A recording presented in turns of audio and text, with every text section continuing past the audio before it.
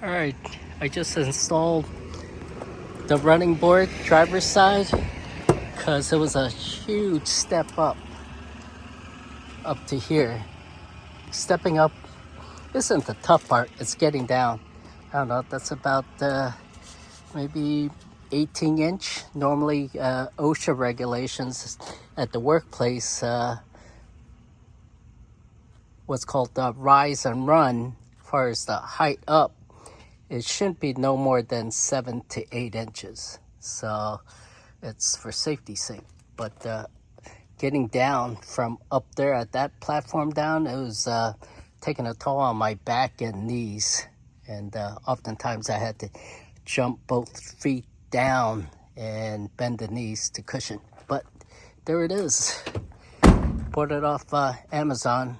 I don't know how much I spent for that, but I'm pretty sure it was a pretty penny. But let me show you the underside of my 3500 Sprinter 170-inch wheelbase.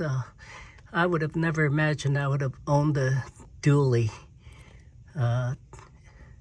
So something else.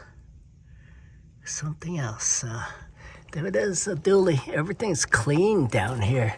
2016, so here's the fuel tank. So what I'm looking at is space on the driver's side and the passenger side to put some poly tanks for what's called gray water.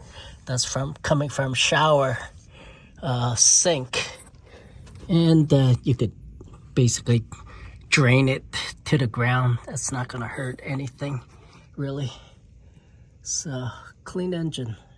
There was an oil leak which I had worked with the seller, a dealer, to fix, and he got it fixed, so happy about that.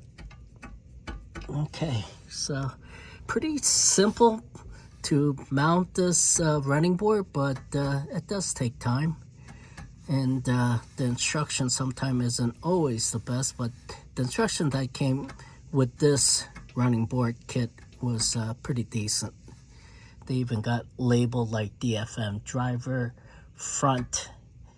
I don't know what that M stand for. Maybe mount, driver front mount. And there should be one over here that says something.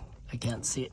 Gotta drill some holes though in the body of the vehicle to hold the bracket here that holds the bigger bracket to hold the step up. So gotta drill that hole carefully and correctly, because if it's off and if it's too close to the body right here edge, then gotta find new holes, make new holes, move it, which is challenging because these mounts, even though they make some slots to move around, you don't want to screw it up. I didn't screw it up, I did it perfectly. So yeah, my Saturday morning, at least I'm doing something for myself. Someday when I can make time, I'd love to paint that. That's not the prettiest thing. Degrease it, spray paint it. So driver's side's done, and I'm super stoked at it, and I can climb up easily and climb down without having to jump up or jump down. So there's a step. This is what it would be like getting down, because my legs aren't long. So even people with long legs, because you got to keep one foot up here, it'd be something. So to jump down, yeah, that's a tall. But using this new running board step, just nice. Yeah, awesome, love it. So I got a lot of work to do on this van. My son, being good in money management, told me to buy a used one. So he was right. He told me, don't worry about the body, the dents. That way no one's gonna see a beautiful van and break into it. So I gotta get the running board on this side. That's a long one. So it'll go from the front passenger door all the way back there. But now that I installed the other side, everything's in my brain, easy peasy. I just ordered glass. Gonna put the glass on this entire side. So waiting for that delivery.